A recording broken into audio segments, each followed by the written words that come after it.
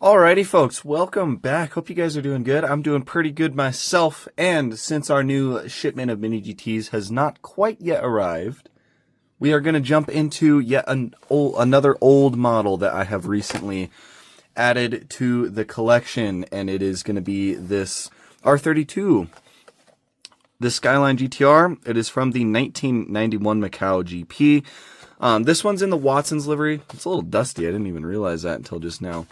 But yeah, really cool car, really cool livery. This livery has been used a lot on a lot of different cars. The one that comes to mind immediately is Mini GT also released a BMW M3, an E30 M3 that was also in this Watson's livery. I'll have to get that one at some point too. But yeah, this one looks really cool. I realized that I really don't have that many of these old R32 race cars. We've got these two right here. This Zippo one we reviewed not too long ago. This is one of the best set of wheels Mini GT has ever done, in my opinion. Definitely top 5. They look absolutely amazing. I think they're BBS wheels. And then this one right here, this HKS, this is one of my favorite liveries that Mini GT has ever done, especially with those green headlights. Just looks really cool. So there's definitely a lot of really cool stuff going on with these R32 race cars. And I definitely want to pick up more of them. I know Mini GT's done quite a few. They did the Calsonic ones, I think all 4 of those. And then I believe that there's 3 more HKS ones that are in like slightly different liveries from those Japan Touring Car Championships. So definitely want to get some of those as well. I know that Inno64 has also done the Calsonic set, and they actually did it as like a box set.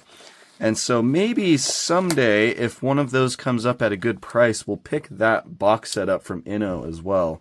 I don't collect, somebody was asking me why I don't collect Inno, and I do, kinda. It just depends on what it is. The old Japanese race cars is really the only thing I'm interested in from them. I'm not a big fan of like their, well, not that I'm not a big fan of, but their normal releases are typically like aftermarket stuff like Pandem.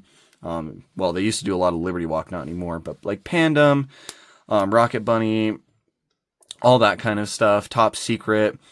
I think they're even doing Veilside now, but I'm just not interested in any of that because Mini GT normally has us covered for all that sort of stuff. So I don't feel the need to spend premium money. But when it comes to a race car, like a classic race car that's in a really cool livery, you know, JDM, it's really detailed. That's the kind of stuff I like.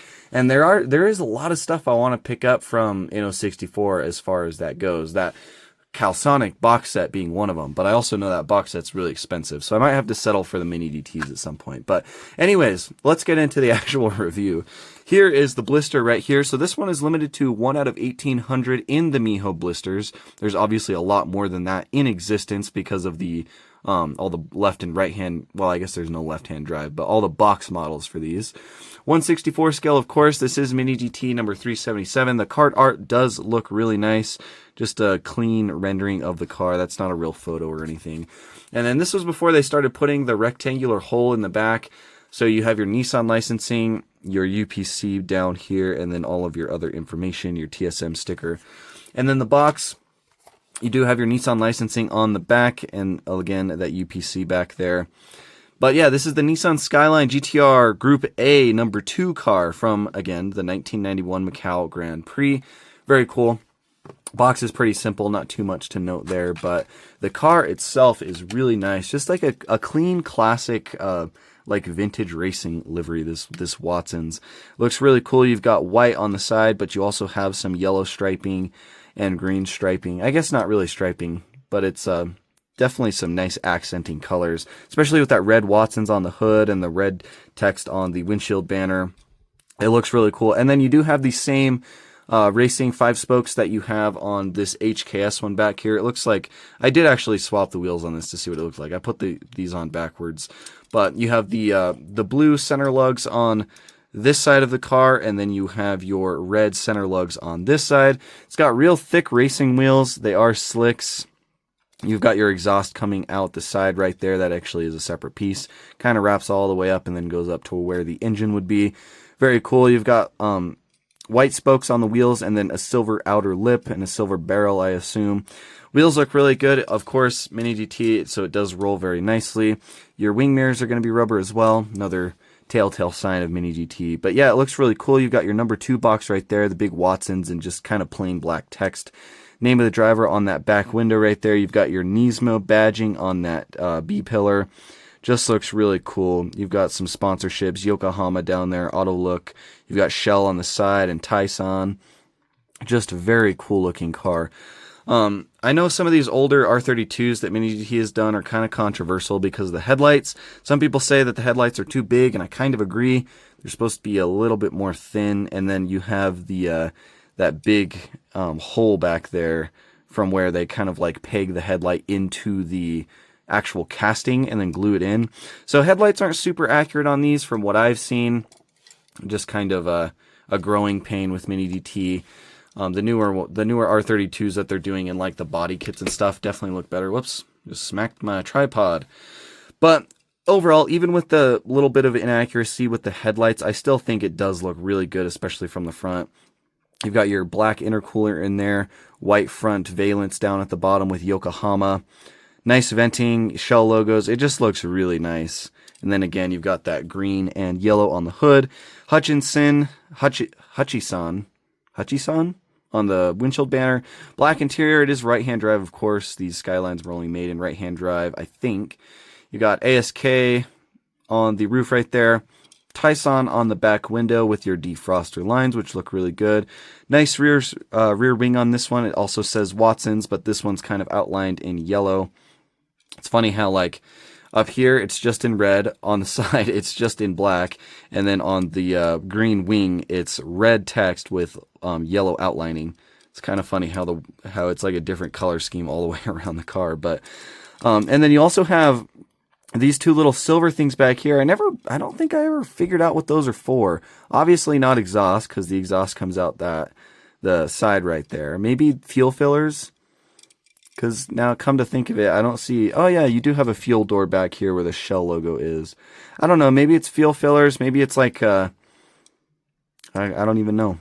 I really don't even know. Somebody will have to let me know. Somebody probably told me in the video I did with this Zippo one, but I don't remember. I have bad memory. But anyways, the back of the car right here, taillights do look really good. They are acrylic, of course. Nicely rounded and nice shade of red. You've got Skyline embossed into the back right there. And then you've got Nissan printing and Tyson, and I believe that is the Watsons text or whatever this sponsor is right there.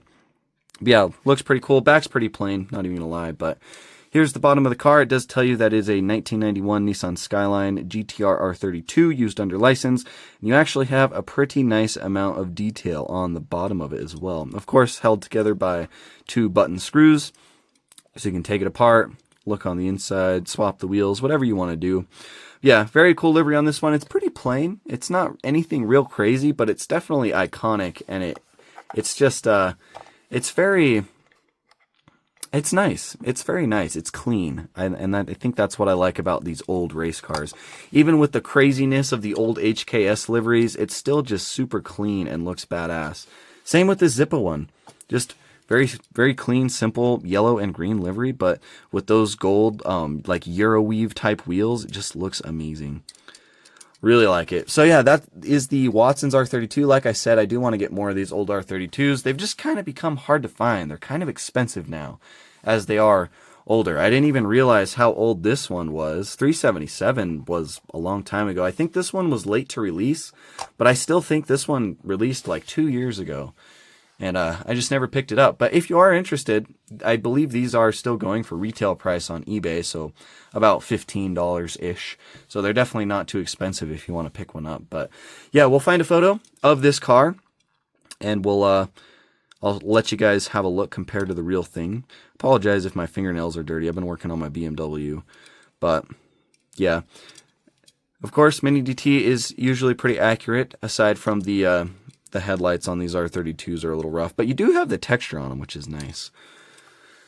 yeah, that's all I have for you guys. I appreciate you watching. I will release y'all from class now. Definitely stay tuned. We'll have another news video up soon, and then we will also have a bunch of new Mini GT coming in as well. So there's going to be a lot of new cool stuff to take a look at. So I will see you guys then.